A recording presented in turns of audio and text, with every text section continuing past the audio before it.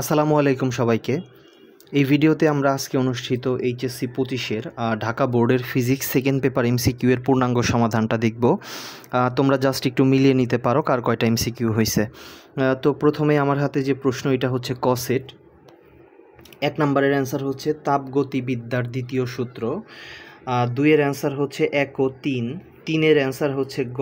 4 এর অ্যান্সার হচ্ছে বিন্দু চার্জ। 5 এর অ্যান্সার হচ্ছে 60 একক। 6 এর অ্যান্সার হচ্ছে 90 ডিগ্রি কোণে। 7 এর অ্যান্সার হচ্ছে খ। 8 এর অ্যান্সার হচ্ছে ঘ। 9 এর অ্যান্সার হচ্ছে 4। 10 এর অ্যান্সার হচ্ছে খ। 11 এর অ্যান্সার হচ্ছে সমান্তরাল ও সমতল।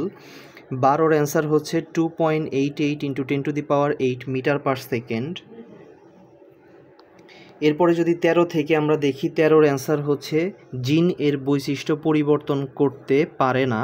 তো অ্যান্সারটা কোথা থেকে নেওয়া হয়েছে তার রেফারেন্সটা কিন্তু পাশে দেওয়া আছে, তোমরা একটু চেক করে নিবা যে ইসাক স্যারের বই থেকে নেওয়া হয়েছে, পৃষ্ঠা হচ্ছে 635। এরপরে 14 নম্বরের অ্যান্সার হচ্ছে 0.141 কুলম্ব। এরপরে 15-র অ্যান্সার হচ্ছে কিছু নিউট্রন শোষণের জন্য, এইটারও কিন্তু রেফারেন্সটা কিন্তু দেওয়া আছে, তপন স্যারের বই থেকে নেওয়া হয়েছে, পৃষ্ঠা হচ্ছে 659। 16-র অ্যান্সার হচ্ছে 0.25 গ্রাম। 17-র অ্যান্সার হচ্ছে গ। 18-র অ্যান্সার হচ্ছে ক্ষমতা লাভ ইকুয়াল টু প্রবাহ লাভ ইন্টু ভোল্টেজ লাভ। 19-এর অ্যান্সার হচ্ছে বিনাশী বিভব। 20-এর অ্যান্সার হচ্ছে 2 ও 3। 21-এর অ্যান্সার হচ্ছে খ। 22-এর অ্যান্সার হচ্ছে খ।